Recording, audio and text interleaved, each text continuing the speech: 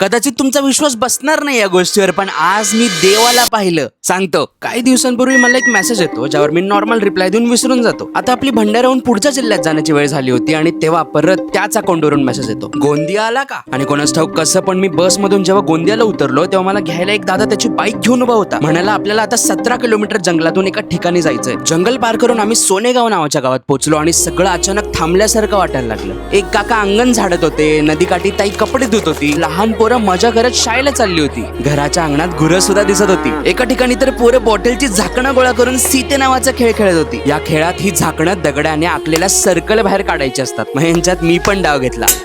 थोड्या वेळाने एका रॅन्डम घरामागे गेलो आणि झाडावरचे आंबट मलबेरी तोडून खाल्ले. इथेच आम्हाला एक काकू चुलीवरचे गरमागरम तांदळाचे पापड सुद्धा खाऊ घालतात. चायला अचानक भयानक एकदम सगळं चांगलं होतं. तर आज माझ्यासोबत काहीच आयडिया नाही पुढच्या 2 सेकंदानंतर काय होईल. तेवढ्यात हा दादा म्हणतो, चल आता तुला तुझ्या आयुष्यातला बेस्ट बिन दुधाचा चहा पिऊ घालतो. आणि खरं सांगतो, या चहाचा जेव्हा मी पहिला सिप घेतला ना, तेव्हा मला मी अंबानी असल्यासारखं वाटलं. मी असं बोललं तर एकदम फेक वाटेल, खरं मी असं चहा नाही पिला. खूप बाप आहे चहा. इथली सगळी लोक सेल्फ डिपेंडेंट होती. या काकांचा तर पाय तुटला होता तरी बसून का होईना लाकूड तोडण्याचं काम करत होते. शेवटी दादा म्हणे, जा या झाडाला मिठी मार आणि तुझ्या मनात जे काय साचलंय ते सगळं या झाडाला सांग. मी मनातल्या गोष्टींना फुल स्टॉप लागस्तोवर सांगितलं. लक्षात नाही आलं कधी, पण मी तिथेच झोपलो. वाटलं निसर्गाने मला खुशीत घेतलंय. आता आजचा अख्खा दिवस डोळ्यासमोर आला. जाणीव झाली इथं नेटवर्क नव्हतं तरी मला फुल कनेक्शन जाणवलं. मी परत या पोरांच्यात लहान झालो आणि तेवढाच मोकळा हसलो. मागचे 5-6 महिने रोज ट्रॅव्हल करतोय, पण आज आयुष्य स्लो वाटलं. खूप दिवसांनी मला आत्ताचा क्षण जाणवला.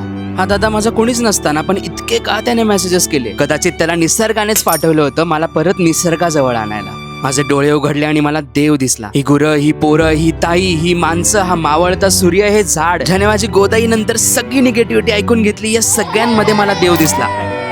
देव असतो आपल्या अवतीभोवतीच, पण आपल्याला फक्त त्याला मंदिरात बघायची सवय झाली. थँक्यू सो मच दादा, तू काय केलंस तुला कल्पना सुद्धा नाहीये. खऱ्या अर्थाने जिंकलोय मी आज.